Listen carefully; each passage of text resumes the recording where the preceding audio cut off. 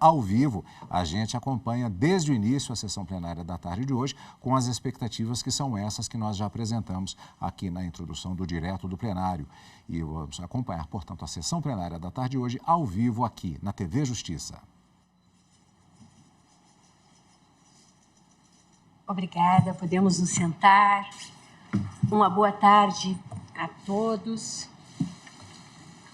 Declaro aberta, neste 30 de agosto de 2023, a 25ª sessão ordinária do plenário do Supremo Tribunal Federal, cumprimentando os eminentes pares, cumprimentando o senhor Procurador-Geral da República, as senhoras e senhores advogados, as senhoras e senhores servidores e todos que aqui nos acompanham de forma presencial ou pela TV Justiça.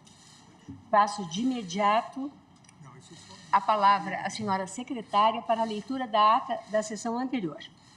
Ata da 25ª sessão extraordinária do plenário do Supremo Tribunal Federal, realizada em 24 de agosto de 2023. Presidência da senhora ministra Rosa Weber. Presentes à sessão os senhores ministros Gilmar Mendes, Carmen Lúcia, Dias Toffoli, Luiz Fux, Roberto Barroso, Edson Fachin, Alexandre de Moraes, Nunes Marques, André Mendonça e Cristiano Zanin. Subprocurador-Geral da República, Dr. Carlos Frederico Santos. Abriu-se a sessão às 14h39, sendo lida e aprovada a ata da sessão anterior. Consulto os eminentes pares sobre alguma eventual complementação ou retificação na ata. Nada havendo, declaro-a aprovada. E antes de fazer o primeiro pregão, eu registro a presença neste plenário de estudantes do ensino médio. Fiquei muito feliz quando vi esse registro, ensino médio, das seguintes instituições de ensino: Colégio Rio Branco de Campinas, São Paulo, e a Escola Lourenço Castanho, também em São Paulo. Sejam muito bem-vindos. É muito importante a presença de estudantes ainda, né, no ensino médio, no Supremo Tribunal Federal, que acolhe a todos e precisa ser bem conhecido para ser muito amado por todos nós.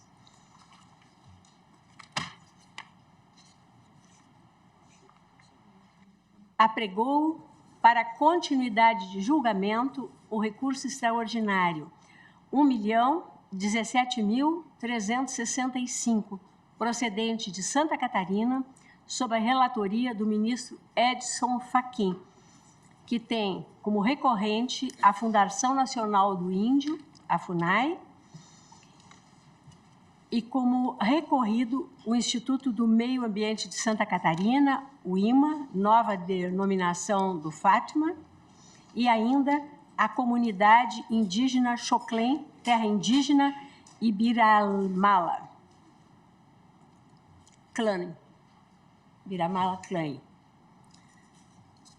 Eu relembro que este recurso extraordinário diz com o tema 1031 da repercussão geral: definição do Estatuto Jurídico Constitucional das Relações de Posse das áreas de tradicional ocupação indígena à luz das regras dispostas no artigo 231 do texto constitucional. Existem 226 casos sobrestados à espera do julgamento desta repercussão geral. E, na última assentada, eu faço o registro ainda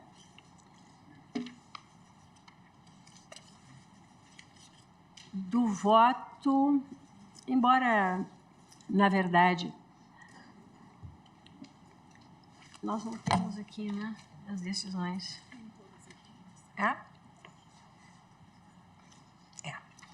Nós já temos registrados o voto do eminente relator, ministro Edson Fachin, dando provimento ao recurso extraordinário, e o voto do ministro Nunes Marques, num primeiro momento, negando provimento ao recurso extraordinário.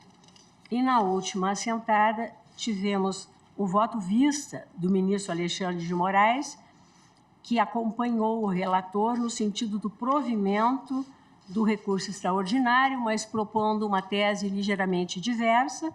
E houve, então, pedido de vista do eminente ministro André Mendonça, a quem eu agradeço, atendeu o meu pedido, o processo está de volta à pauta, e a quem eu concedo a palavra para que profira o voto vista. Agradeço, senhora presidente, ministra Rosa Weber, meus cumprimentos também à ministra vice-decana, ministra Carmen Lúcia, eminente relator, ministro Luiz Edson Fachin, em vosso nome os demais colegas, também Procurador-Geral da República, doutor Augusto Aras, eminentes advogados e advogadas aqui presentes, estudantes já referidos e comunidade indígena também que aqui se faz presente para acompanhar este julgamento. Senhora presidente e eminentes pares, acolhendo o escorreito relatório de Sua Excelência, ministro Luiz Edson Fachin, permito-me rememorar brevemente que estamos a apreciar o tema 1031 da repercussão geral deste Supremo Tribunal Federal. Como bem pontuado pelo eminente relator, trata-se, em verdade, de questão constitucional de relevância ímpar, ou seja, a definição adequada quanto à adequada compreensão dos direitos possessórios das comunidades indígenas, impondo-se a esta Suprema Corte que desvele, nas palavras do eminente relator, as potencialidades hermenêuticas contidas no artigo 231 do texto constitucional, de modo a tutelar o direito fundamental dos índios ao exercício do seu modo de vida, cultura e existência, intimamente ligados à posse tradicional de suas terras. Iniciado o julgamento do feito, ainda em sessão virtual, em meados de 2021, Sua Excelência trouxe ao colegiado voto bastante robusto, que, em síntese, se me permite, ministro Luiz Edson Fachin, extraindo da ementa e de alguns aspectos que considero essenciais ou estruturais da tese proposta, Vossa Excelência faz consignar que a Constituição de 1988 rompe um paradigma assimilacionista.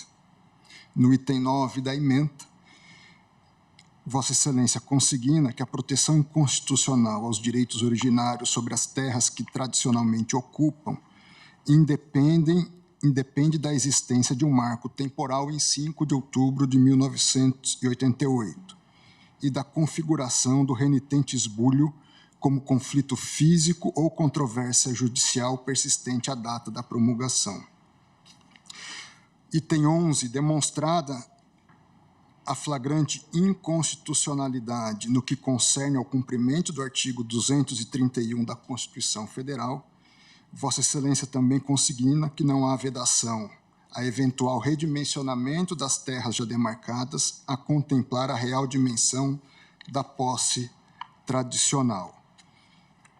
E no item 14 da ementa, Vossa Excelência consigna que a cadeia dominial ou possessória de determinada área não impede a realização do procedimento obrigatório diante da existência de direito originário à posse das terras tradicionalmente ocupadas.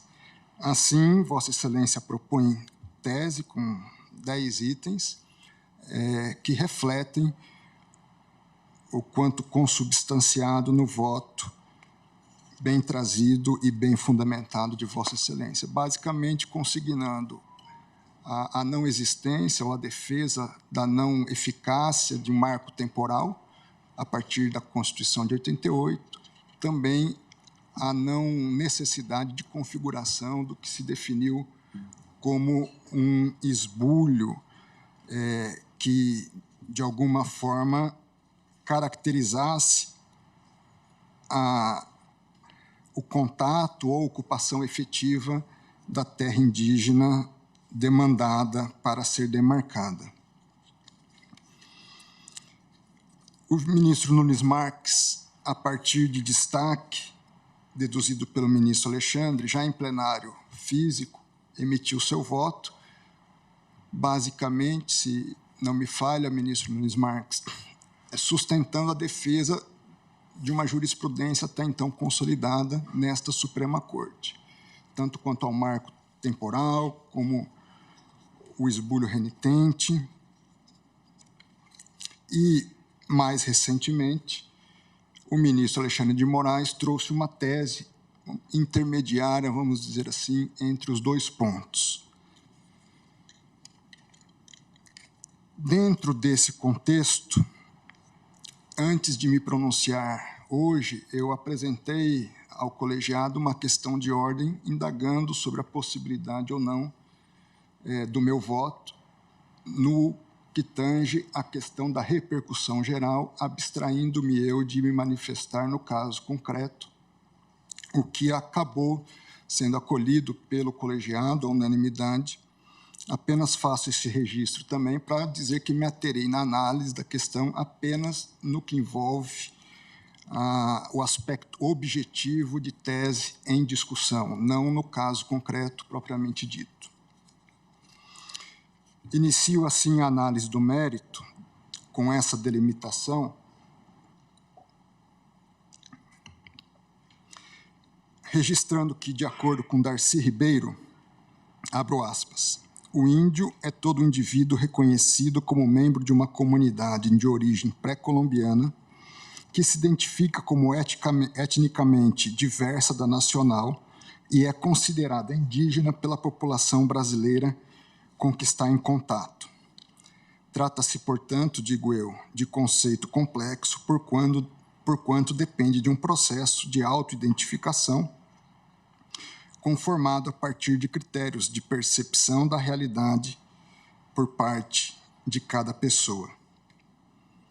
Apesar da necessidade de considerar que a Constituição reconhece as peculiaridades inerentes a cada etnia, pelo que não se pode descurar de um olhar interétnico ou intraétnico para a questão indígena, tal premissa se põe sem prejuízo da ideia de que todas elas reunidas compõem um segmento ainda maior, um verdadeiro macroconjunto que vem a somar-se àqueles constitutivos dos afrodescendentes e dos egressos de outros países ou continentes.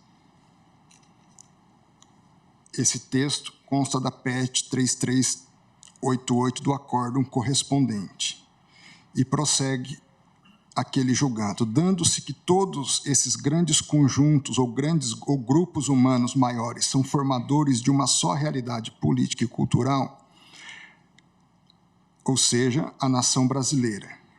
Essa espécie de linha imaginária que ata o presente, o passado e o futuro do nosso povo. É dizer, o povo brasileiro como um só continente humano de hoje, de ontem e de amanhã. Afinal, parafraseando o ministro Aires Brito, é preciso reconhecer que os povos indígenas devem ser qualificados como brasileiros e não índios estrangeiros.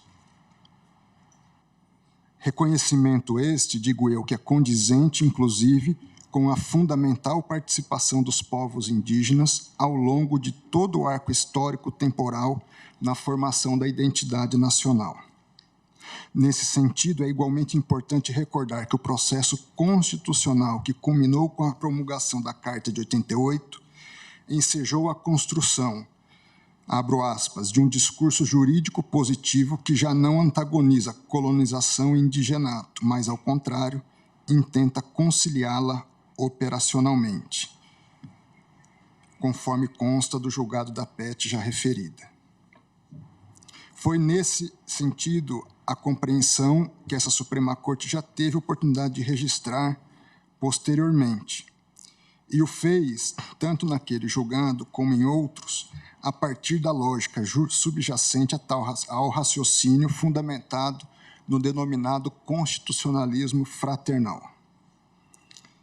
Trata-se esta visão de fraternidade, princípio constitucional e valor constitucional, a um só tempo um valor fundante da nova ordem constitucional, como também uma prática conformadora que deve estar presente no processo interpretativo da Constituição.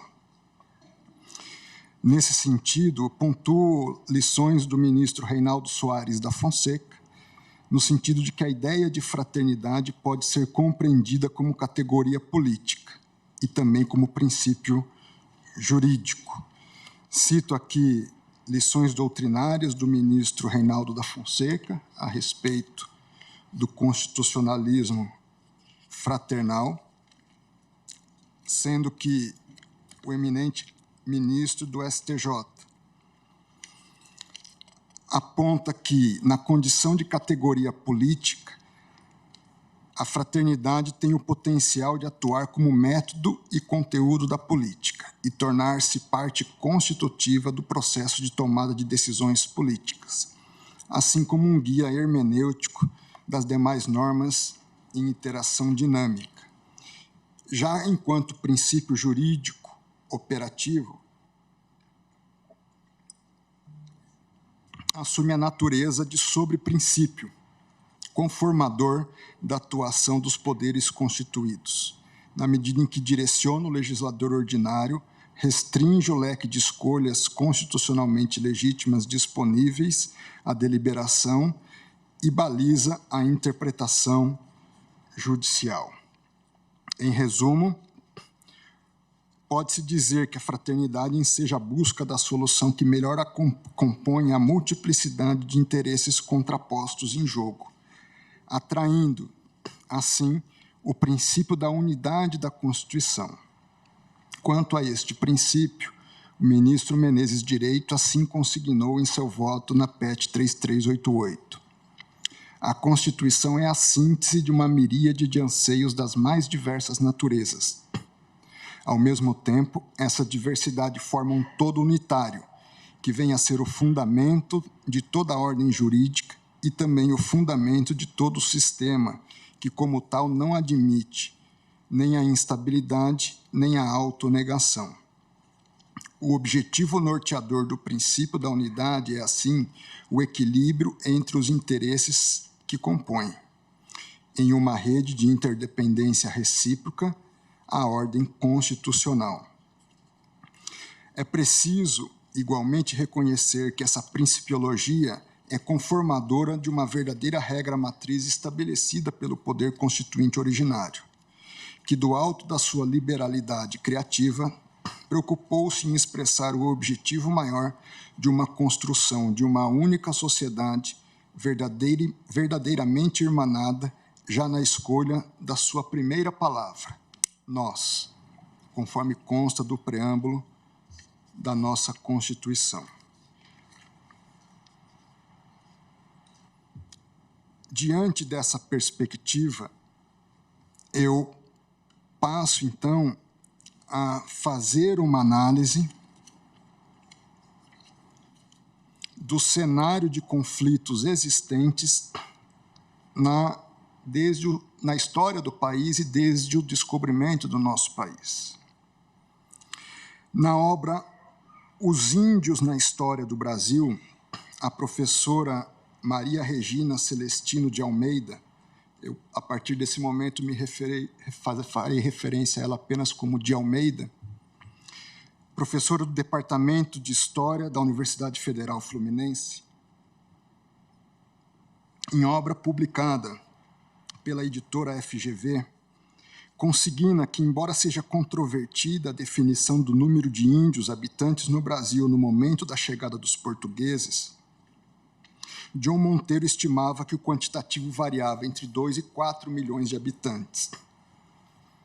No entanto, a mesma professora registra ser certo que eram muitos, sobretudo se comparados à reduzida população portuguesa, calculada à época do século XVI em 1,5 milhão de habitantes.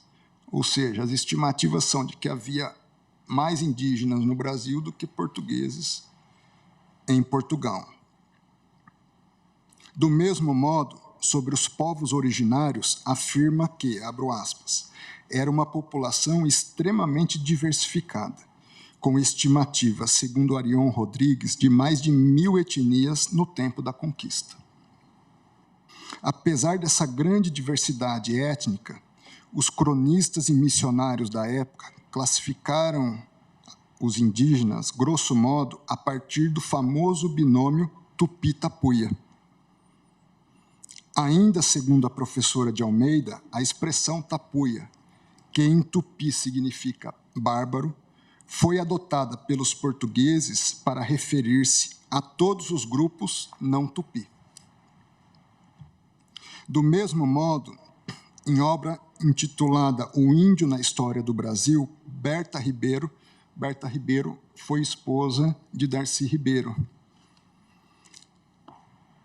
E nesta obra ela apresenta um panorama geral da vasta extensão das terras ocupadas pelo grande tronco étnico dos Tupi-Guarani, que ao estabelecer em contato com o colonizador português, logo difundiram a referida ideia de organização dicotômica da sociedade nativa, composta de um lado pelo grande grupo Tupi e de outro pelo conjunto de etnias que falavam línguas diversas, denominados tapuias. Segundo a historiadora, examinando inúmeros elementos da cultura tupi-guarani, o conhecido americanista Alfred Metrow chega à conclusão de que seu centro de dispersão deve ter sido limitado, ou seja, o grupo tupi-guarani, a partir da conquista e diante dos primeiros contatos e conflitos, ele começa a se dispersar da costa para, nas palavras dela, deve ter se limitado essa dispersão ao norte pelo rio Amazonas, ao sul pelo Paraguai, a leste pelo Tocantins e a oeste pelo rio Madeira. Os tupi-quinhentistas viviam numa estreita faixa ao longo da costa, desde São Paulo até o norte, no Pará. A língua guarani era falada de São Paulo a Porto Alegre e no Paraguai, onde ainda hoje é de uso corrente entre a população rural e mesmo de Assunção, assim como na zona fronteiriça do sul do Mato Grosso. Os tupi da costa, ou da costa oceânica, eram conhecidos pelo nome genérico de tupinambás, e se dividiam em vários grupos locais, tupiniquim, tupinás ou tapaneses, e viviam entre Porto Seguro, na Bahia, e o Espírito Santo. Na mesma região, viviam os guaitacazes, ou goitacá, numa estreita faixa do litoral espírito-santense, povo tapuia espremido entre os tupi. Esses três grupos lutavam entre si e acabaram deslocando os tupina para o sertão. Do rio Paraíba, do sul, até Angra dos Reis, era domínio dos tamoios, que viviam em constante hostilidade com os temimino, também ligados, embora com ligação aos tamoios, ocupantes do Baixo Paraíba. Outro grupo tupinambá situava-se em torno da Baía de Guanabara. Em São Vicente estavam os guaianazes, também tapuias, ancestrais, segundo alguns autores, dos atuais caigangue, estendendo-se desde Angra dos Reis até o rio Cananéia, litoral sul, bem ao sul do estado de São Paulo, já a caminho ali do Paraná, defrontando-se aí com os carijó, que eram guaranis e viviam no litoral até a Lagoa dos Patos. No litoral rio-grandense viviam os tapê. Da Bahia para cima, ao norte dos Tupiniquim, habitavam os caetés, entre o Rio São Francisco e o Paraíba do Norte, na região pernambucana. Os Tabajara ocupavam a extinta capitania de Itamaracá, até o Rio Paraíba, bem como os Amoipira do São Francisco, também filiados aos tupinambás. Potiguar ou Petinguara era a designação dos índios tupis que viviam no território hoje compreendidos entre os atuais estados da Paraíba, Ceará e Rio Grande do Norte. Seu nome significa comedor de camarões. Já no interior de Pernambuco, os tupiná. Essas foram, em síntese, diz Berta, as tribos Tupi-Guarani que entraram em contato com os portugueses, os franceses, os holandeses da costa entre os séculos XVI e XVII, e de que falam os cronistas e missionários da época. Foi o povo que mais influências, importantes se registrar, exerceu na formação da sociedade brasileira. Já em relação a outro grande grupo indígena, que apesar de etnicamente variado e analisado comumente como antagonistas aos Tupi-Guaranis, temos os Tapuia, que, segundo os historiadores, se ocupavam das regiões mais intestinas interiores do país, habitando mais nos sertões do que no litoral. Em relação a eles, Berta Ribeiro anota que, quando a frota de Cabral chegou à costa do Brasil, ainda encontrou grupos tapuias que resistiam à pressão tupi. Os Guaianá, cujos descendentes seriam os Caigangue de São Paulo e do Paraná, os Goitacá, do Rio de Janeiro e do Espírito Santo, que seriam os Puri, Coroado e Coropó do século XIX, os Aimoré, depois denominados Botocudos, da Bahia, e os Cariri do Nordeste, além de outros. Eram chamados genericamente de Tapuia os grupos filiados à família linguística G, e alguns de língua isolada. Alguns etnólogos incluíram na família de línguas G muitos grupos de culturas semelhantes às deles, mas que falam outra língua. Trata-se dos Caigangue, do sul do Brasil, os Botocudo de Minas e Espírito Santo, conhecidos no primeiro e segundo séculos como Aimoré, os Caiapó meridionais, chamados Ibirajara por José de Anchieta, os Taraiuru do Nordeste, de que tratam os cronistas holandeses. Do mesmo modo, outros grupos chamados Tapuia pelos cronistas, que viviam em Minas Gerais, Bahia e no Nordeste, como os quase extintos Cariri, os Puri Coroado, os descendentes dos Coitacá, os Malili, os Camacã, os Machacali e outros, são hoje considerados povos de línguas independentes. Dentre os grupos Tapuia, cabe falar dos Cariri, que viviam na zona árida do Nordeste, na região compreendida entre o Rio Paraguaçu, o São Francisco, o Itapicuru e talvez o Curupi. O seu nome quer dizer tristonho, calado, silencioso.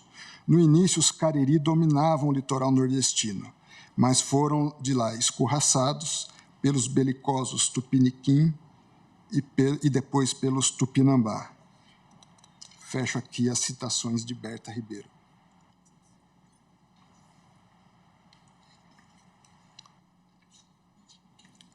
Há outras citações de outros autores,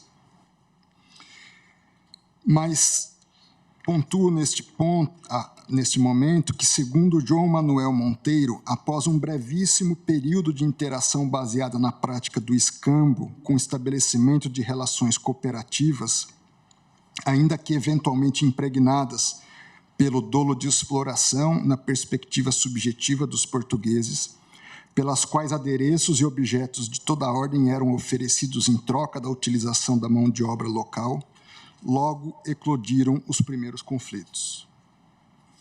Com o escopo de pacificar os desentendimentos já existentes entre os colonos e os povos indígenas, ao elaborar o regimento de Tomé de Souza em 1548, a coroa portuguesa, ocupando pela primeira vez a posição de agente colonial direto, reconhece que a gênese das contendas residia nas tentativas de submissão dos indígenas a cativeiro ilegítimo e violento. Apesar de tal constatação, não se refutara a ideia segundo a qual o êxito da colônia, diz o texto do regimento, dependia, em última instância, da subordinação e exploração da mesma população indígena. Na verdade, diz nesse ponto Manuel Monteiro, que prossegue. De fato, ao redigir o regimento de Tomé de Souza, em 1548, a coroa não apenas estabeleceu as bases de um governo colonial, como também esboçou a primeira manifestação de uma política indigenista, dando início a uma série interminável de leis, decretos, ordens e regimentos que fariam parte de uma legislação, no mais das vezes ambígua e contraditória. A nova postura admitia abertamente que o fracasso da maioria das capitanias tinha raízes no cativeiro ilegítimo e violento praticado pelos colonos. Ao mesmo tempo, de forma mais velada, o regimento reconhecia que o êxito da colônia dependia, em última instância, da subordinação e exploração da população indígena. Ao comentar sobre a política indigenista do século XVI, especialmente a partir da atuação do governador-geral Tomé de Souza, Almeida leciona que as diretrizes básicas daquela política indigenista iria se manter durante todo o período colonial. Ela recomendava a guerra justa para os índios inimigos que, uma vez vencidos, se tornariam escravos e os aldeamentos para os aliados. Com Tomé de Souza vieram os primeiros jesuítas, chefiados por Manuel da Nóbrega, que curiosamente estudou na Universidade de Salamanca, embora português, e de onde proveio também Padre Anchieta, que depois foi a Coimbra e 4, 5 anos depois de Manuel da Nóbrega chega ao Brasil. Os jesuítas, então, tornaram-se os responsáveis pelo estabelecimento das aldeias coloniais. Sua principal função seria reunir os índios aliados em grandes aldeias próximas aos núcleos portugueses, nas quais iriam se tornar súditos cristãos para garantir e expandir as fronteiras portuguesas na colônia. Era preciso manter os índios aliados e derrotar os inimigos, de forma a seguir adiante com o projeto colonial.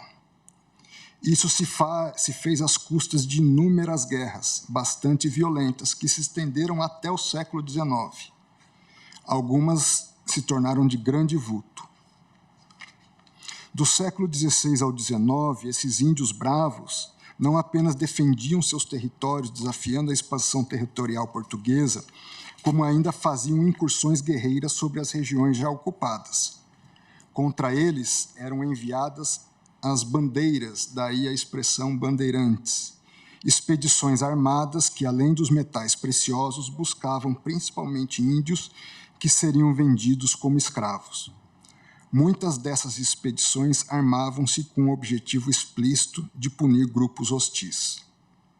Alguns desses grupos foram especialmente aguerridos e tornaram-se bastante conhecidos pelas descrições extremamente negativas e estereotipadas, como os caetés, os potiguaras, os goitacazes e os terríveis aimorés, que a partir do século XVIII foram sendo chamados de botocudos. Assim, conclui de Almeida que, no século XVI, na costa brasileira, franceses e portugueses disputavam, além das riquezas da terra, a imprescindível aliança com os nativos. O vai e vem dos vários grupos indígenas entre acordos e confrontos entre si e com os estrangeiros foi intenso. Nesse contexto, tentando conciliar as visões defendidas pelos colonos e pelos recém-chegados jesuítas, editou-se a Lei de 20 de março de 1570, que, segundo João Manuel Monteiro, de qualquer modo, tal lei claramente refletia o tom conciliatório adotado por uma coroa ambivalente, indecisa entre os interesses de colonos e jesuítas.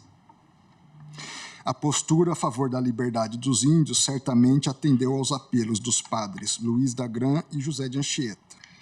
Ao mesmo tempo, a cláusula referente à guerra justa surgia como resposta à demanda dos colonos por escravos, sendo ainda aceitável para os jesuítas. Sob a influência dos jesuítas, essa primeira política indigenista, capitaneada pela coroa portuguesa, passa a basear-se na figura dos chamados aldeamentos. O primeiro dos aldeamentos da região, registra João Manuel Monteiro, embora não projetado inicialmente como tal, foi Piratininga. Na verdade, Piratininga de São Paulo, ou hoje São Paulo, que ficava em uma colina entre os rios Tamanduateí e Anhangabaú. Aldeia essa organizada em torno de Tibiriçá em 1554. Diz o autor: além de propor um mecanismo de acesso à mão de obra indígena, o projeto dos aldeamentos também definiu a questão das terras dos índios.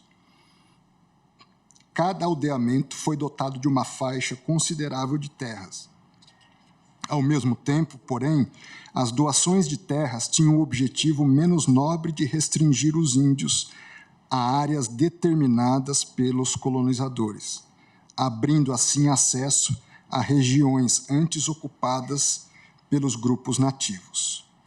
Os principais aldeamentos eram da região de São Miguel e de Pinheiros, que receberam doações em 1580 de 6 léguas em quadra, ou seja, aproximadamente 1.100 quilômetros quadrados, para cada um desses aldeamentos. Mesmo extensas, essas doações não refletiam absolutamente as formas pré-coloniais de ocupação. O próprio instrumento de doação aponta alterações radicais na definição do direito de propriedade, pois os antigos ocupantes do território, de todo o território, estavam agora obrigados a contentar-se com uma porção restrita das mesmas terras. Na sua petição, os índios de Pinheiros observaram placidamente que a terra que cultivavam para os padres não servia mais e, portanto, solicitaram a doação de uma nova área em Carapicuíba, alguns quilômetros distante do aldeamento. Por seu turno, os índios de São Miguel pediram uma doação mais claramente associada ao passado indígena, uma vez que visavam terras próximas ao local de Ururaí, antiga aldeia de Piquerobi. É importante frisar, no entanto, que o capitão Mor, embora autorizasse as doações, não reconhecia os direitos tradicionais dos índios na terra. Diante desse insucesso da política de aldeamento, prevaleceu a visão escravagista, em detrimento de uma abordagem de integração missionária. Tanto é verdade que essas ações suscitaram uma nova onda de revolta nos arredores da colônia portuguesa, com os grupos Guaianá, Guarulhos e Tupiniquim. Em 1583, a Câmara Municipal de São Paulo aconselhou os colonos a evitarem as aldeias Guaianá pelos riscos envolvidos. 4 anos mais tarde, a mesma Câmara debatia o perigo iminente de haver aqui muito gentio Guaianá, e assim a maior parte do gentio do sertão falar mal e estar alevantado. Mais do que nunca, a resistência indígena encontrava-se explicitamente atrelada à questão da escravidão. Em 1590, a Câmara Municipal faz o ajuntamento de todas as aldeias do sertão da capitania para rechaçar a presença europeia na região. Naquela ocasião, uma força aliada de Guaianá e Tupiniquim assolou uma expedição de 50 homens sob a liderança de Domingos Luiz Grou e Antônio Macedo, nas proximidades da futura vila de Mogi das Cruzes. Dando sequência a esta vitória, os aliados indígenas lançaram novos ataques aos sítios portugueses, localizados ao longo do rio Pinheiros, e com o apoio dos residentes do aldeamento de Pinheiros, fizeram uma rebelião surpreendente contra o controle europeu da região. Da mesma forma, um ano depois, o oeste da vila, no local denominado Parnaíba, os índios aniquilaram outra expedição escravista no rio Tietê. A crescente hostilidade que perdura entre 1590 e 1595 acabou destruindo ou escravizando a população nativa num raio de pelo menos 60 quilômetros em torno da vila de São Paulo. Ao mesmo tempo, como consequência, os Guaianá e Guarulhos recuaram para o Vale do Paraíba ou para além da Serra da Cantareira, sendo novamente envolvidos pelos paulistas apenas na década de 1640. Como desfecho de tais acontecimentos, tem-se uma política indigenista que já nasce baseada no deslocamento forçado de populações e etnias de suas terras nativas. Para constrangimento nacional, do ponto de vista eminentemente fático histórico, o esbulho à posse indígena começa já no século XVI. Nesse sentido, John Monteiro aponta que, no final do século XVI, o primeiro ciclo de relações luso-indígenas chegou a seu término. No curto espaço de 2 gerações, os principais habitantes da região de São Paulo tinham vivido a destruição das suas aldeias e a desintegração das suas sociedades. Durante a maior parte deste século, a tendência dominante nessas relações havia se circunscrito às questões da aliança e da troca e à luta pela posse da terra. Até o fim do século, grande parte do território antes ocupado pelos Tupiniquim e Guaianá encontrava-se seguramente na mão dos conquistadores. Esta massa de novos cativos, por sua vez destituída de qualquer vínculo histórico com as terras que passavam a habitar, ocuparia a base de uma sociedade colonial, definindo-a nos termos das relações sociais que moveriam o novo sistema de produção. O século XVII não é diferente. De forma mais sintética, tal cenário se verifica, conforme aponta John Monteiro. Ao longo do século XVII, colonos de São Paulo e de outras vilas circunvizinhas assaltaram centenas de aldeias indígenas em várias regiões, trazendo milhares de índios de diversas sociedades para suas fazendas e sítios, na condição de serviços obrigatórios. Estas frequentes expedições para o interior alimentaram uma crescente base de mão de obra indígena no Planalto Paulista. Também no século XVII, Berta Ribeiro anota que o norte do Brasil agora é alvo das investidas por parte dos europeus. Somente no início do século XVII, o norte do Brasil, diz ela, é alvo de novo das investidas pelos europeus. Alertados, os portugueses avançam em direção ao norte, guiados por mamelucos e guerreiros potiguar e tupiniquim. Enfrentaram os Cariri do Ceará, grupo Tapu e Aogê, inimigos do Tupi. Vendo-se perdidos, os Tupinambá, aliados dos franceses, tentam se aproximar dos novos conquistadores, sendo sanguinariamente reprimidos. Em 1621, a população indígena remanescente, concentrada em São Luís, é atacada por uma epidemia de varíola, que em 3 dias aniquila o que sobrara das 27 aldeias existentes ao tempo. Cerca de 12 mil índios numa área de 12 mil quilômetros quadrados, o que dá em média 10 habitantes por quilômetro quadrado. Em menos de 2 décadas, estava aniquilada a população tupinambá na costa do Maranhão e Grão-Pará. No mesmo ano é criado o estado do Maranhão e Grão-Pará, incluindo o atual território do Ceará. Século XVIII.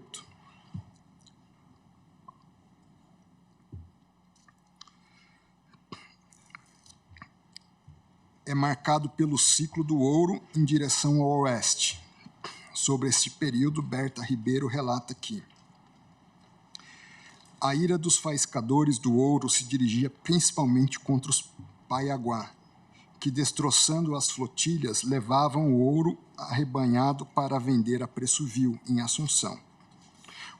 Organizaram-se expedições punitivas em Cuiabá e, em 1734, o rei de Portugal ordenou a guerra justa contra os Paiaguá e os Imbaiá-Guaicuru. Num ataque de surpresa, os Paiaguá foram literalmente massacrados. 600 índios foram mortos e os 240 sobreviventes capturados para trabalhar nas minas. Os bandeirantes entraram em contato com outra tribo, os Paresi, de língua aroaque. Estes eram pacíficos horticultores, laboriosos como os Guaná, e que obtinham cativos os aguerridos cavaleiros Guaicuru. As aldeias Paresi foram devastadas e ultrajadas, e em 1797, o engenheiro português Ricardo Franco de Almeida Serra, que comandava o Forte Coimbra, registrou que os Paresi estavam praticamente extintos pelas incursões, escravização e emigração causadas pelos portugueses. As virtudes e a condução pacífica dessa tribo é que causaram sua ruína, registrou o engenheiro. Nos campos e nas florestas de galeria do Rio São Lourenço viviam os Bororô, grupo Tapuia. Uma parte da tribo opôs-se à resistência à invasão dos mineradores ao seu território. Outra aliou-se aos paulistas para assustar a penetração dos jesuítas espanhóis. A esse bandeirante deve-se também a primeira notícia a respeito dos Caiapó, grupo G, que vivia ao norte da região das Minas, recém-descobertas de Goiás e ao sul de Cuiabá, ocupando extensas campinas. Os Caiapó, extremamente aguerridos, bloqueavam a estrada de acesso às minas de Goiás e sua tática de ataque e fuga impedia que fossem pegos. Antônio Pires do Campo, com seus aliados Bororô, tradicionais inimigos dos Caiapó, atacou suas principais aldeias da região de Camapuã, em 1742, causando enorme morticínio. Os Caiapó reagiram e foram perseguidos por outros bandeirantes mineradores, movendo-se-lhes a guerra justa por ordem do governador. Já a então corrida do ouro em Minas Gerais, Goiás e Mato Grosso chegava ao fim. Ela custava o extermínio de milhares de índios e teve como saldo a apropriação para a coroa portuguesa de um extenso território desabitado. Especificamente em relação à corrida do ouro, nada obstante tenha sido intensificada no século XVIII, como apontado, é pertinente pontuar que o desejo português pelo minério promovera incursões do território já em momentos anteriores. A esse respeito, relata Laurentino Gomes. Os primeiros esforços sistemáticos em busca do ouro de Minas Gerais datam de 1671, ano em que o primeiro Visconde de Barbacena foi nomeado governador-geral do Estado do Brasil,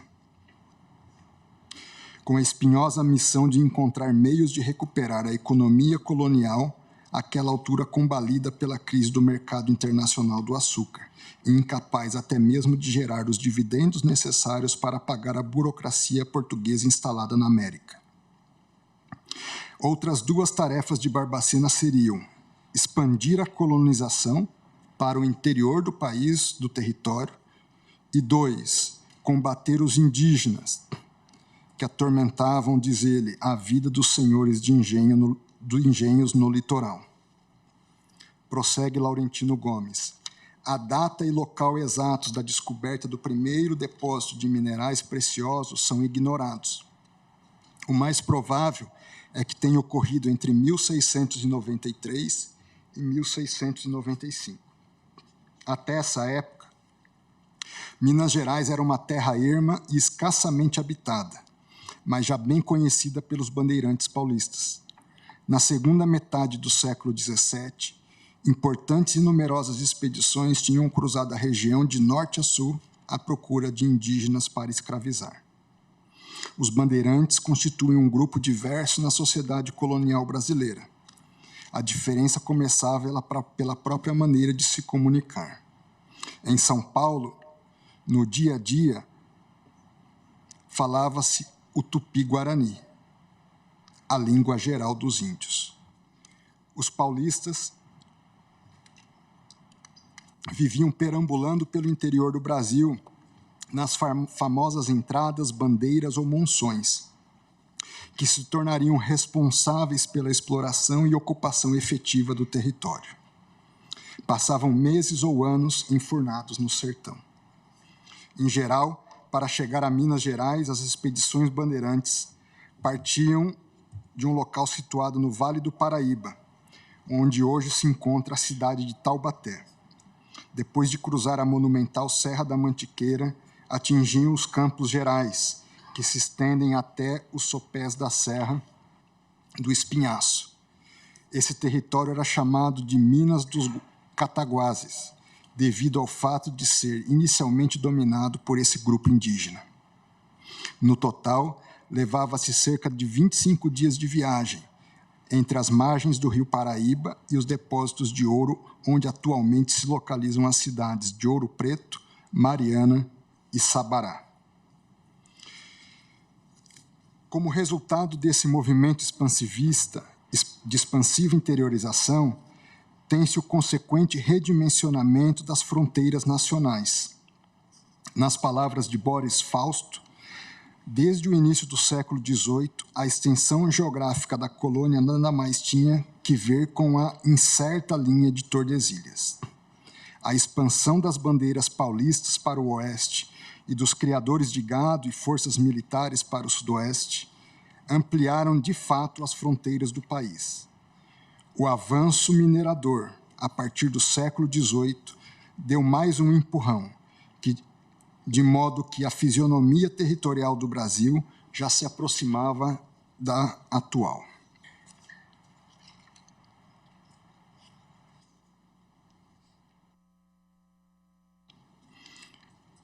Outro marco importante do século XVIII foi a instalação pelo Marquês de Pombal de uma proposta assimilacionista, a qual o próprio ministro Luiz Edson Fachin fez referência em seu voto.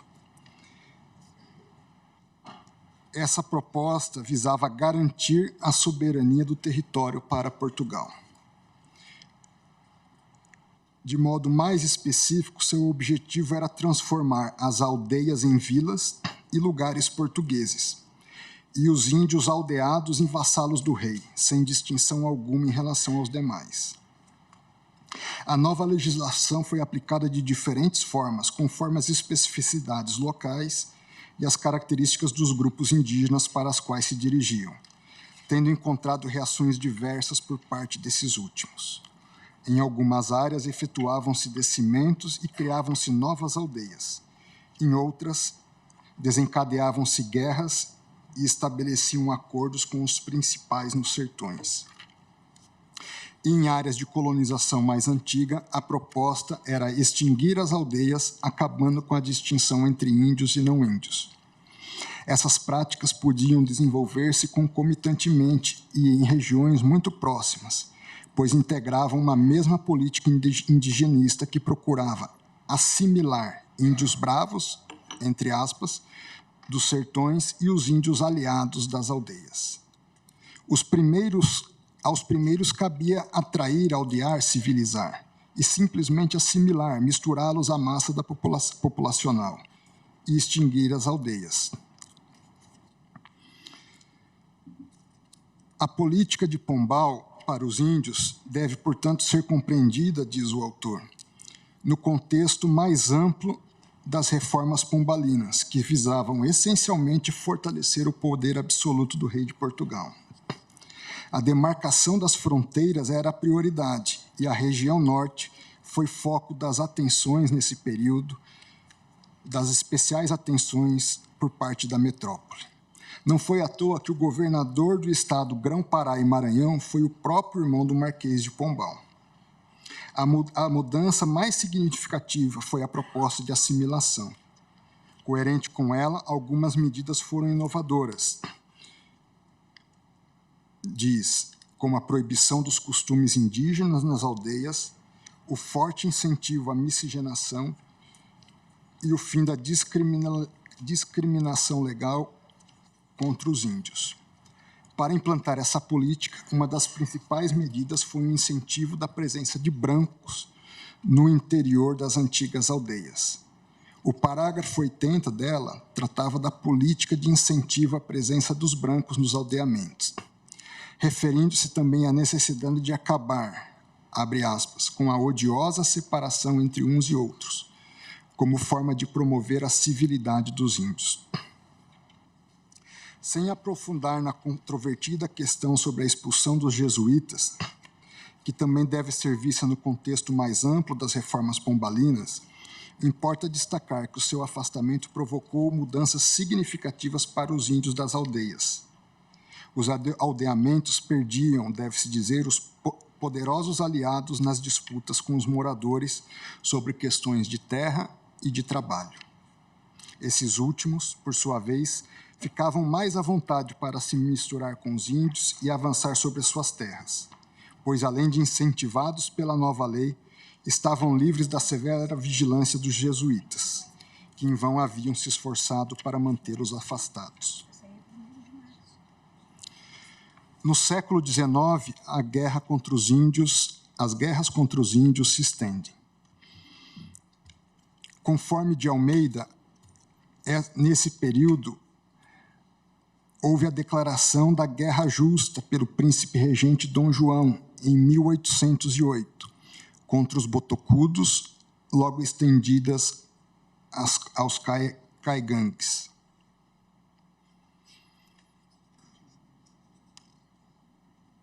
Diz de Almeida, foram os botocudos inimigos por excelência, para os quais se construíam as imagens mais terrificantes que predominaram até o século XX e justificaram uma política indigenista extremamente agressiva.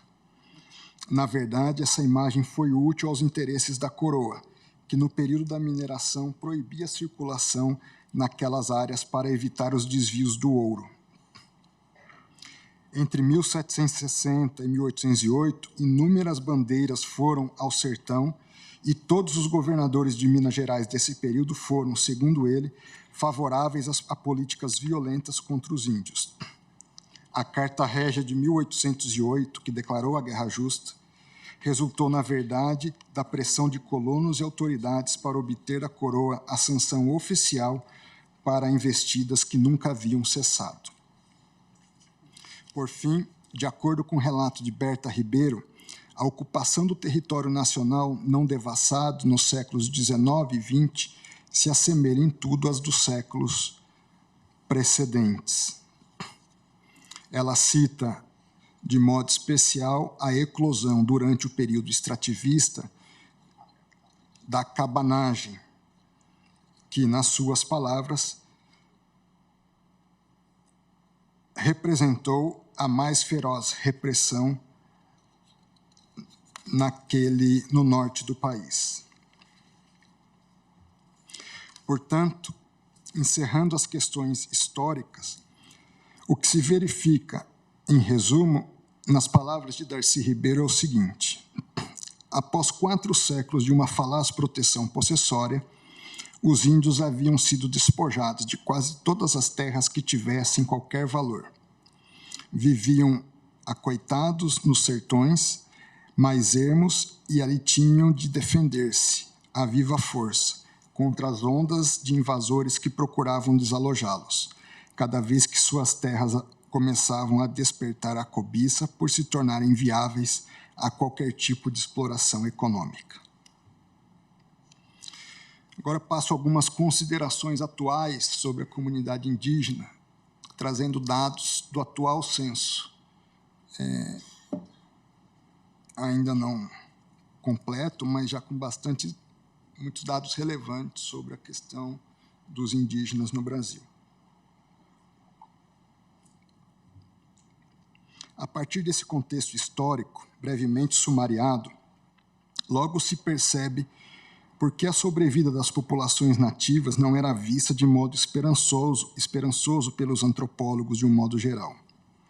Em um prefácio à 7ª edição da obra Os Índios e a Civilização, Mércio Gomes pontua, abre aspas, que como todos os antropólogos, cientistas sociais e o público geral, Darcy nem ninguém esperava que os povos indígenas que haviam sobrevivido a esse holocausto americano, que arrasou com mais de 2/3 dos povos e populações do Novo Mundo em menos de um século, e continuaria a sacrificar os sobreviventes, reduzindo-os às situações socioeconômicas mais degradantes passíveis em todos os países, que eles iriam sobreviver aos tempos vindouros. A história parecia estar contra esses povos e as suas formas de cultura. Digo eu agora, trazendo os dados do censo. Apesar de tal prognóstico, ao se compararem os dados do censo de 2010, daquele realizado durante 2022, verifica-se que a população indígena aumentou exponencialmente durante o interstício, passando de 896 mil para 1.693.000 pessoas. Em termos proporcionais, os indígenas saltaram de uma representação de 0,47% para 0,83% da população nacional. É importante registrar que, em documento técnico elaborado a propósito dos dados apresentados pelo Censo Demográfico de 2022, o IBGE faz ponderações que relativizam o aumento verificado, em razão de alterações metodológicas promovidas entre o último censo de 2010 e este realizado agora, que foi o primeiro no qual o de 2010 se buscou colher informações mais específicas sobre a população indígena. Aponta-se, dentre as alterações de cenário, um levantamento estatístico entre um levantamento estatístico e outro a inclusão de 72 novas unidades territoriais somadas às 505 terras indígenas do censo de 2010. Em que pese tais ponderações, fato é que houve realmente um aumento vertiginoso daqueles que se identificam como nossos primeiros habitantes. De acordo com o citado documento, abro aspas, a população indígena praticamente dobrou em 12 anos, com uma variação positiva de mais de 88%. Tem-se ainda o seguinte panorama na distribuição espacial dessa população específica, que tem 44,5% quase dos seus integrantes na região norte, pouco mais de 31% no nordeste, pouco mais 11,80% no centro-oeste, 7,2% no sudeste, 5,2% no sul. Há, portanto, uma concentração de 75,71% da população indígena nas regiões norte e nordeste do país. Em relação aos estados, 2 deles concentram 42,51% do universo total. No caso, o Amazonas, com mais de 490 mil indígenas, e a Bahia, com quase 230 mil indígenas. Mato Grosso do Sul aparece em terceiro, com mais de 116 mil, Pernambuco, 106, Roraima, 97, sendo estas unidades da federação que concentram mais de 60% da população indígena. Outro dado de comparação entre os censos permite identificar as 5 unidades da federação nas quais o total de pessoas indígenas mais que dobrou. São eles Rio Grande do Norte, Bahia, Ceará, Amazonas, Piauí e Goiás.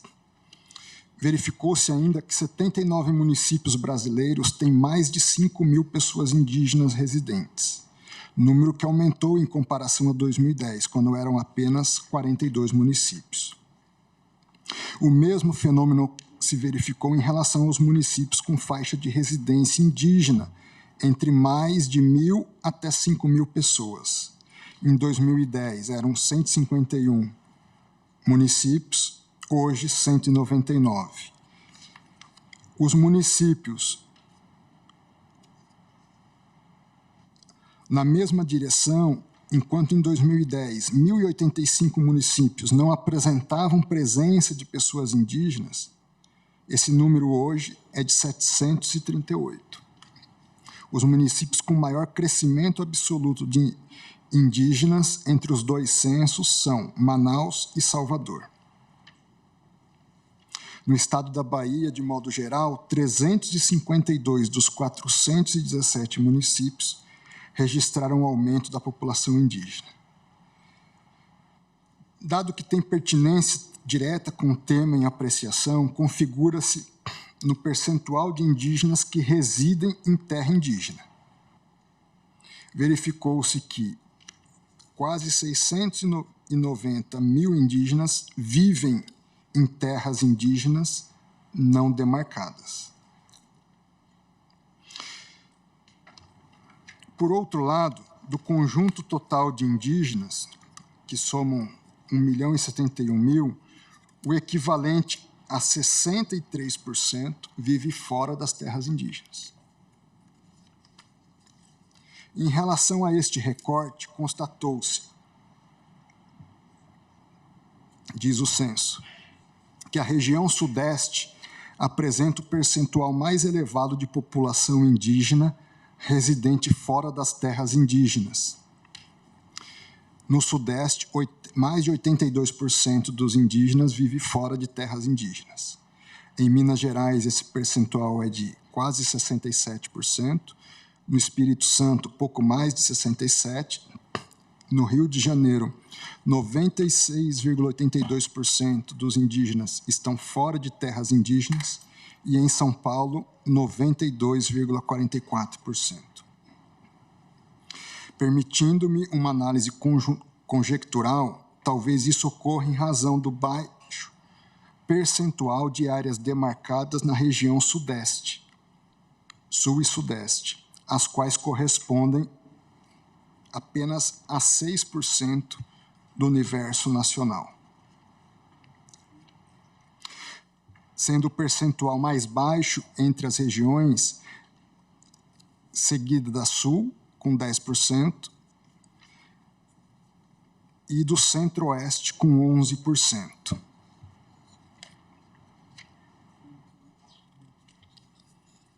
Ainda como dado ilustrativo, a menor terra indígena já demarcada se localiza no município de São Paulo.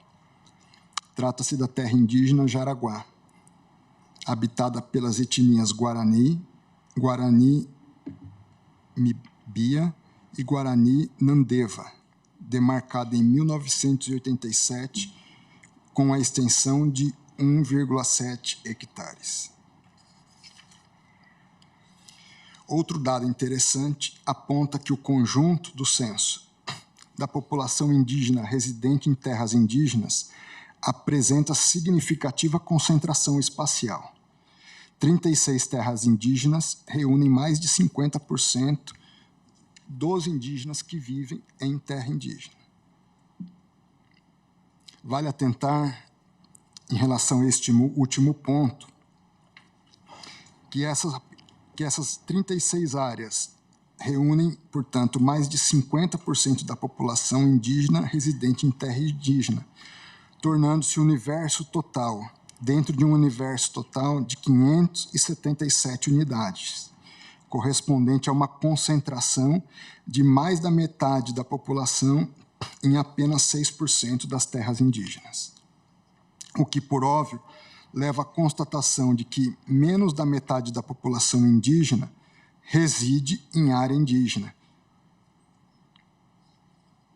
Especificamente quanto às áreas demarcadas ou em processo de demarcação, de acordo com informações divulgadas pela FUNAI em sua página de internet, atualmente constam 761 terras indígenas em seus registros. Desse universo, 475 estão integralmente regularizadas, 8 homologadas, 73 já declaradas, 44 delimitadas e 137 em estudo, além desse montante, há cerca dessas 761, das quais 475 já regularizadas, há ainda 478 reivindicações de povos indígenas em análise no âmbito da Fundação. Ainda segundo informações obtidas junto à FUNAI, a área somada das 761 terras indígenas representam aproximadamente 13,75% do território brasileiro, estando localizadas em todos os biomas, mas sobretudo na Amazônia Legal. Assim, em análise perfunctória dos dados apresentados a título de contextualização do cenário atual, penso ser relevante destacar que a população indígena está em processo de expansão, ao mesmo tempo em que a taxa de crescimento da população em geral hoje está em decréscimo.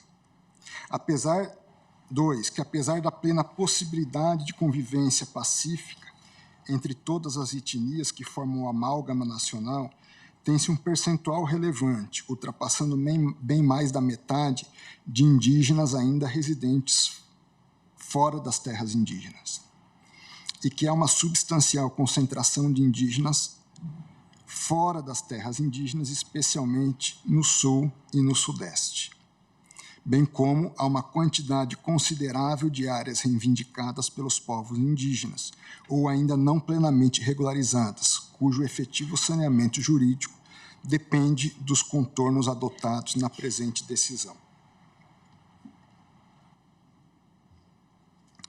No tópico seguinte, senhora presidente, eu traço um apanhado do quanto decidido na PET 3388.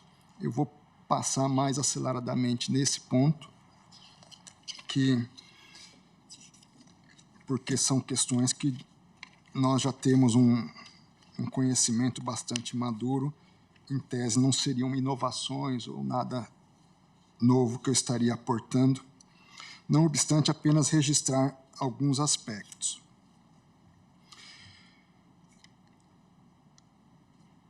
Naquele julgado, o ministro Menezes Direito se miscuiu no exame da controvérsia sobre o alcance retroativo do direito indígena, de posse de suas terras, e também do próprio conceito de terras tradicionalmente ocupadas que consta da Constituição. Ou seja, semelhantemente ao que proposto no bojo do presente tema deciso, naquela oportunidade a Corte analisou a natureza jurídica das relações de posse das áreas de tradicional ocupação indígena. Pois bem, como se pode verificar, do item 11 da ementa daquele julgado, extraiu-se a compreensão segundo a qual os artigos 231 e 232 da Constituição Federal constituem um completo estatuto jurídico da causa indígena, tendo, naquela oportunidade, o colegiado acolhido o denominado marco temporal de ocupação, como requisito, dentre outros, para o efetivo reconhecimento aos índios, diz o texto, os direitos originários sobre as terras que tradicionalmente ocupam. Naquela oportunidade, importante assentar que foi voto vencido, acolhendo a teoria e a perspectiva do indigenato, a ministra Carmen Lúcia.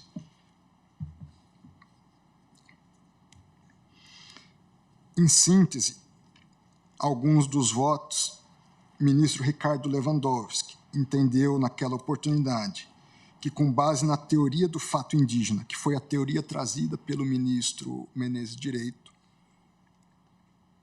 teoria a qual adiro completamente e que substitui, com vantagem, diz ele, o Instituto do Indigenato. Pediu vênia ao ministro Lewandowski, à ministra Carmen Lúcia, para aderir, inclusive, nos pontos relativamente aos quais ela levantou sua discordância.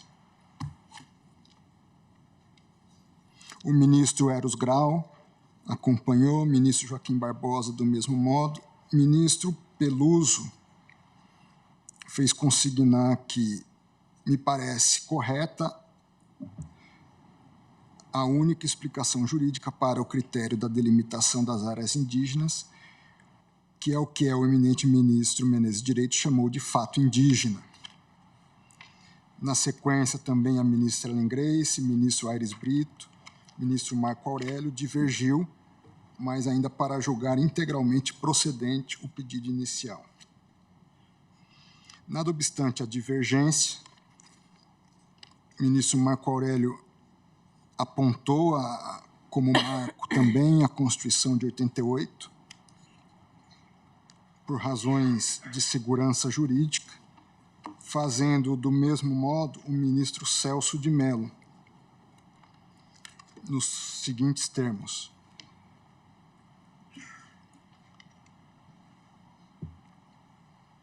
Disse o ministro Celso, não obstante a centralidade de que se reveste a questão, pertinente às relações que os povos indígenas mantêm com a terra, é preciso ter presente, tal como acentuaram os eminentes ministros Carlos Brito e Menezes Direito, que o artigo 231 da Constituição estabeleceu de maneira bastante precisa, quanto ao fato da ocupação indígena, um marco temporal que, situado em 5 de outubro de 88, atua como aquele insubstituível referencial a que aludiu em seu voto o eminente ministro Carlos Brito.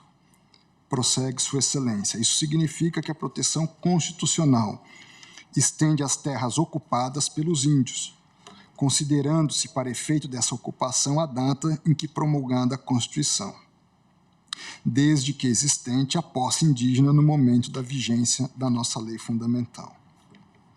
Do mesmo modo, votou o ministro, por fim, Gilmar Mendes, que à época presidia o Supremo, consignou Sua Excelência que deve ser substituída a teoria do indigenato pela teoria do fato indígena.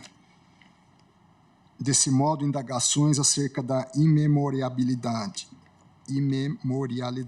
da ocupação devem ser suplantadas pela verificação dos requisitos ou pressupostos trazidos pelo texto constitucional. Portanto, estabelecida a teoria naquele julgado do fato indígena, prevaleceu o estabelecimento do marco temporal como sendo a Constituição de 1988.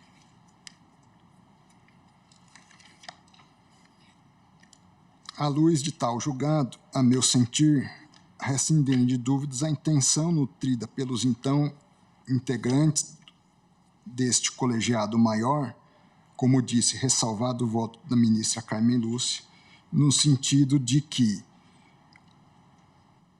o aludido julgado funcionaria como um novo norte a definir a questão. O ministro Peluso chega a denominá-lo leading case.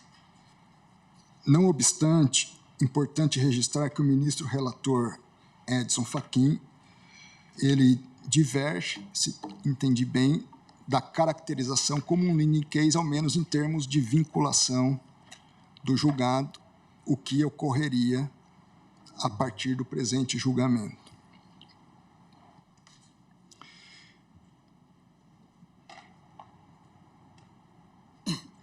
Frisa, nesse sentido, que, apesar dessa questão, muitos dos fundamentos ali traçados são importantes para a nossa análise, seja para confirmar, seja para divergir no todo ou em parte com o que foi decidido na PET já referida.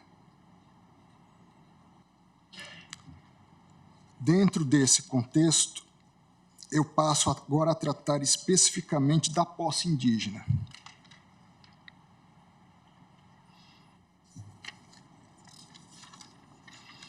A posse civil, baseada na teoria de Ehring, consubstancia-se em uma situação de fato reconhecida pelo direito. Segundo o Código Civil, o possuidor é aquele que tem de fato o exercício pleno ou não de algum dos poderes inerentes à propriedade. relaciona-se, portanto, ao direito de propriedade, sendo, na verdade, a manifestação ou exteriorização, pelo efetivo exercício de uma das faculdades jurídicas decorrentes daquele que é o direito real por excelência. Pressupõe, do ponto de vista subjetivo, ânimos específico da parte daquele que se pretende possuidor. Já a posse indígena é, em verdade, não podem ser empregados os mesmos predicados da posse civil, a meu juízo, e, sobretudo, em razão da necessidade de ser interpretada a partir do crivo constitucional, que parece incorporar a proposta de uma hermenêutica capaz de enfocar o objeto sob o prisma dos usos, costumes e tradições dos povos originários, não se podendo pretender aplicar o mesmo critério subjetivo que anima o comportamento de quem integra cultura diversa da sua. Mas nem por isso ela deixa de ter uma natureza fenomênica, de se constituir em experiência concreta, aferível, comprovável, enfim, de ser realidade. É, portanto, embora interpretado a partir de enfoques exegeses determinados pelos usos, costumes e tradições próprios, que lhe empregam extensão e contornos de todo peculiar, um fato. Daí porque entendo assistir razão à compreensão manifestada pelo saudoso ministro Menezes Direito ao afirmar que, sendo seus principais elementos constituídos pelo advérbio tradicionalmente e pelo verbo ocupam, é o significado destes que deve orientar a identificação espacial das terras indígenas. Em primeiro lugar, as terras indígenas são terras ocupadas pelos índios. Nas terras que ocuparam em tempos idos e não mais ocupam, não são terras que ocupavam até certa data e não ocupam mais. São terras ocupadas pelos índios quando da promulgação da Constituição de 88. Ocupação, portanto, é um fato a ser verificado. Em segundo lugar, diz o ministro Menezes Direito, as terras indígenas são terras ocupadas tradicionalmente. Esse modo de ocupação, por sua vez, foi definido na própria Constituição, no parágrafo 1º do artigo 231. O caráter permanente da habitação já mostra que a referida desvinculação da ideia de posse imemorial não pode retirar do advérbio tradicionalmente, de forma absoluta, toda consideração à temporaneidade da ocupação. Alguma expressão pretérita deve subsistir, ou o adjetivo permanente não faria nenhum sentido. Propôs, então, à ocasião, o ministro Menezes Direito, a adoção como critério constitucional não a teoria do indigenato, mas sim a do fato indígena. A aferição do fato indígena em 5 de outubro de 88 envolve uma escolha que prestigia a segurança jurídica e se esquiva das dificuldades práticas de uma investigação imemorial da ocupação indígena.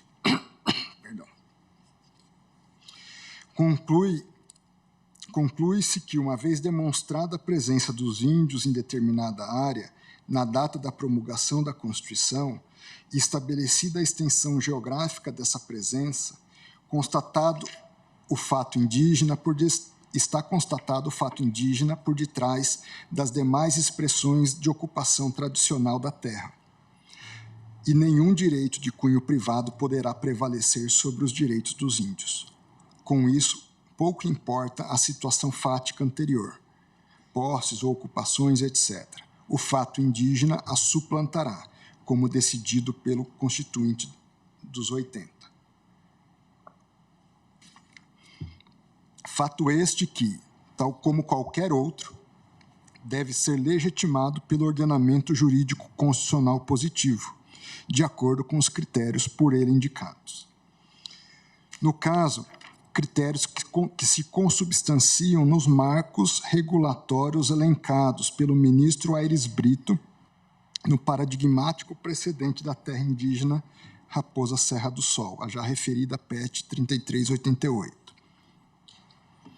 São eles o marco temporal da ocupação, o marco da tradicionalidade da ocupação, o marco da concreta abrangência fundiária e da finalidade prática da ocupação, o marco do conceito fundiariamente extensivo do chamado princípio da proporcionalidade. De modo mais específico, disse Sua Excelência o ministro Aires Brito em relação ao marco temporal de ocupação. Aqui é preciso ver que a nossa lei maior trabalhou com data certa, a data da promulgação dela própria, como insubstituível referencial para o reconhecimento aos índios dos direitos sobre as terras que tradicionalmente ocupam. Terras que tradicionalmente ocupam, atente-se, e não aquelas que venham a ocupar. Tampouco as terras já ocupadas em outras épocas, mas sem continuidade suficiente para alcançar o marco objetivo do dia 5 de outubro de 88. O marco objetivo que reflete o decidido propósito constitucional de colocar uma pá de cal nas intermináveis discussões sobre qualquer outra referência temporal de ocupação da área indígena. Numa palavra, ao entrar em vigor a nova lei fundamental, o entrar em vigor da nova lei fundamental é a chapa radiográfica da questão indígena, nesse delicado tema da ocupação das terras a demarcar pela União para a posse permanente e usufruto exclusivo dessa ou daquela etnia. Sobre o marco da tradicionalidade, não basta, porém, constatar uma ocupação fundiária, coincidente com o dia e ano da promulgação do texto magno. É preciso ainda que esse estar coletivamente situado em certo espaço fundiário se revista do caráter da perdurabilidade.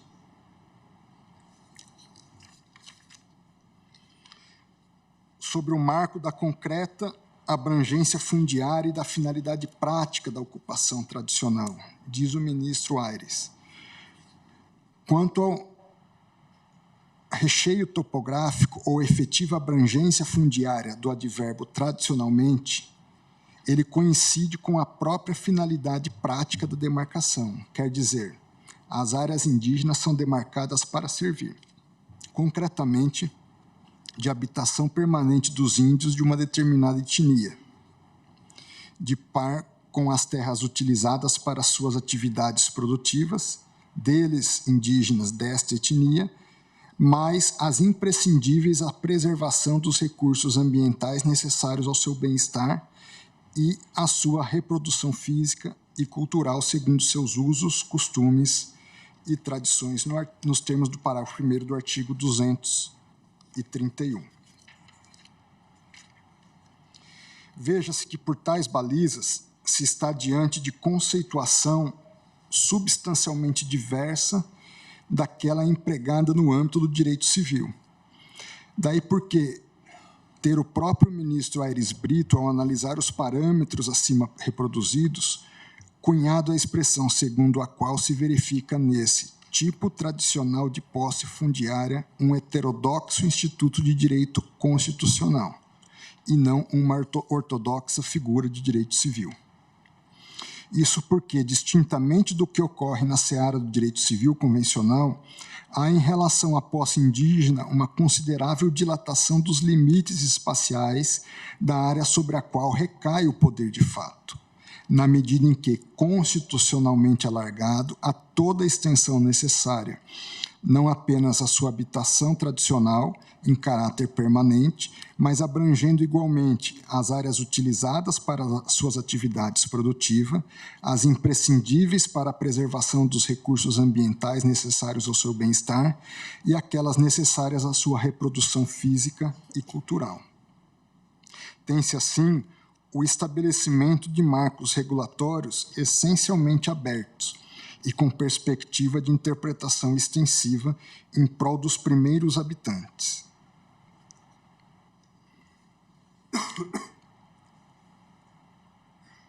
Assim, como bem pontuado pelo ministro Aires Brito, o aludido requisito faz com que, abro aspas, ao entrar em vigor a nova lei fundamental brasileira, ela se transforma numa chapa radiográfica da questão indígena. Em reforço argumentativo, o ministro Lewandowski, à época, observou que a fixação de um marco temporal na data da promulgação da Constituição guarda harmonia com o disposto no artigo 67 do ADCT, que estabeleceu o prazo de 5 anos para o encerramento das demarcações. Ora, tanto quis a nova ordem constitucional, a meu juízo, estabilizar a situação de acordo com o retrato do momento em que editada, que pretendeu, da mesma, ainda que pela estipulação de prazo não peremptório, que contemporaneamente, ou seja, quase 35 anos depois de seu segmento, não mais fosse necessário sequer existir um regime procedimental demarcatório. De fato, como condição de possibilidade para a construção da nova ordem constitucional fundada no denominado constitucionalismo fraternal, que pretende colocar uma pá de cal no histórico conflito entre os povos originários e os demais segmentos da sociedade, é que se fixou o marco temporal da ocupação, como requisito conformador desse heterodoxo instituto de natureza constitucional que é a posse indígena. Sob esse enfoque, o estabelecimento do marco temporal deve ser compreendido como um dos elementos que, associado aos demais marcos regulatórios, delineiam a conformação constitucional da posse indígena. Trata-se, a meu sentir, da deliberação do constituinte originário, que reputou necessário o estabelecimento de uma regra que mantivesse estabilizadas as situações remotas de conflituosidade já não mais existentes no cenário imediatamente anterior ao advento da Constituição, como elemento necessário à composição dos múltiplos interesses em disputa por ocasião constituinte, a quem compete o juízo de ponderação no caso. E não se pretende, com isso, negar os lamentáveis e aqui registrados acontecimentos históricos que, desafortunadamente, perpassaram de maneira efetiva as relações entre indígenas e não indígenas.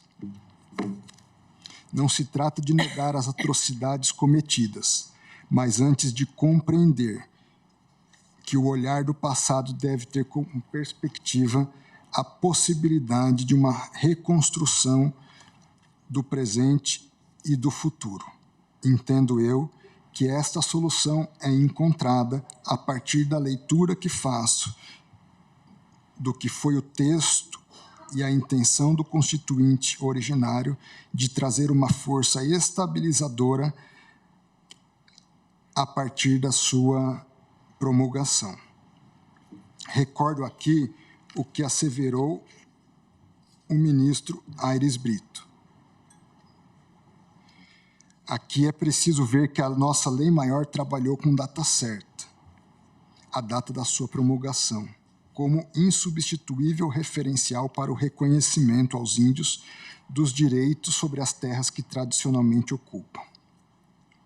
Terras que tradicionalmente ocupam, atente-se, e não aquelas que venham a ocupar, tampouco as terras já ocupadas em outras épocas, mas sem uma continuidade suficiente para alcançar o marco de 88. Marco objetivo este que reflete o decidido propósito constitucional de colocar uma pá de cal nas intermináveis discussões sobre qualquer outra referência temporal de ocupação da área indígena, mesmo que essa referência estivesse grafada em Constituição anterior.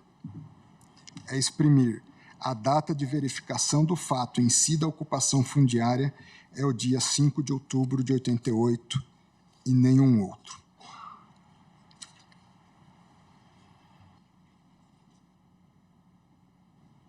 Trata-se a rigor de entendimento que, apesar de notabilizando, a partir do julgamento do caso Raposa Serra do Sol, já embasar a formação de outros precedentes relacionados à temática indígena, como o RE 219.983-3, relatado pelo ministro Marco Aurélio e julgado em 1998. No referido julgado, que ensejou a edição da súmula 650 desta excelsa Corte, discutia-se a dominialidade de terras que, em passado remoto, pertenciam a aldeamentos indígenas já extintos. A controvérsia foi analisada em uma série de ações de usucapião relacionadas às áreas dos municípios de Guarulhos e Santo André, no estado de São Paulo, havendo dúvidas quanto ao eventual interesse da União, precisamente em razão da sua caracterização pretérita como aldeamentos indígenas.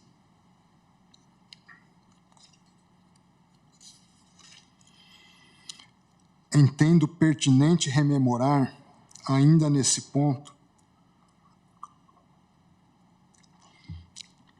passagem do voto apresentado pelo ministro Nelson Jobim, que no caso abordou a exegese que reputara mais consentânea com o artigo 231 da Lei Maior, à luz do contexto no qual se desenvolveram os trabalhos da Assembleia Nacional Constituinte, da qual foi membro de destacada atuação. Eis as ponderações de Sua Excelência. Em 1988, começou a aparecer a expressão, rejeitada amplamente na Assembleia Constituinte e repetida pelo ministro Moreira Alves, a chamada posse imemorial. Esse conceito nada tinha a ver com o jurídico, mas com o antropológico, e os grupos indigenistas pretendiam, com isso, retomar o conceito de posse imemorial para recuperar o indigenato de João Mendes, na famosa Conferência de 1912.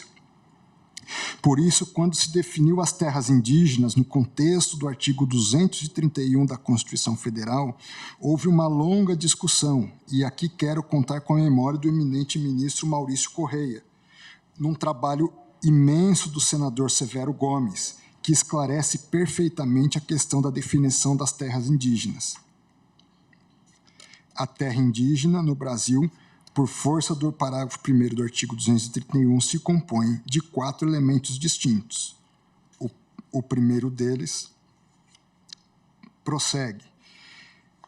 O eminente ministro, são as terras tradicionalmente ocupadas pelos índios, as por eles habitadas em caráter permanente. Há um dado fático necessário, estarem os índios na posse da terra. É um dado efetivo e que leva em conta o conceito objetivo de haver a posse. É preciso deixar claro também que a palavra tradicionalmente não é a posse imemorial, é a forma de possuir. Mas há um requisito fático e histórico da atualidade dessa posse, possuída de forma tradicional. Ele discorre, então, sobre os demais elementos, me detenho no quarto. A partir da composição, me detenho na composição desses 4 elementos. A partir da composição desses 4 elementos, surgem, então, os dados objetivos e históricos para a demarcação da terra indígena. Historicamente, no início do descobrimento, é evidente que todo o território nacional estava sob a posse indígena. Por força do direito de conquista, esse patrimônio todo passou às mãos da coroa portuguesa. Depois, foram transformadas em terras devolutas e todas passaram aos estados. E as terras ocupadas pelos índios passaram, então, a ser tratadas como tal. Depois ainda foram desocupadas algumas outras foram usucapidas, enfim, no processo de ocupação territorial do território nacional, que foi mais agravado na década de 40 pela política estabelecida pelo presidente Getúlio Vargas, da ocupação do território brasileiro. Então, senhor presidente, creio importantes os fundamentos do voto do ministro Marco Aurélio para repor a questão dessas terras indígenas e acabar com essa pretensão. Reconhece-se, contudo, a necessidade de se excetuarem situações em que caracterizado o denominado renitente esbulho. E assim eu passaria, senhora presidente, no próximo tópico a tratar do renitente esbulho. Eu consulto Vossa Excelência se prossigo. Vossa Excelência, no próximo item, começa a enfrentar o tema. Renitente esbulho. O renitente Do renitente esbulho. esbulho. Tá certo. Vamos fazer, então, vamos suspender a sessão, porque nós temos audiências marcadas, mas eu vou pedir a Vossas Excelências que, na medida do possível, consigamos observar o prazo regimental, porque penso que ainda o voto do ministro André vai longe e temos às 18h30 o lançamento do livro sobre o 8 de janeiro e do documentário. Agradeço a Vossas Excelências, está suspensa a sessão.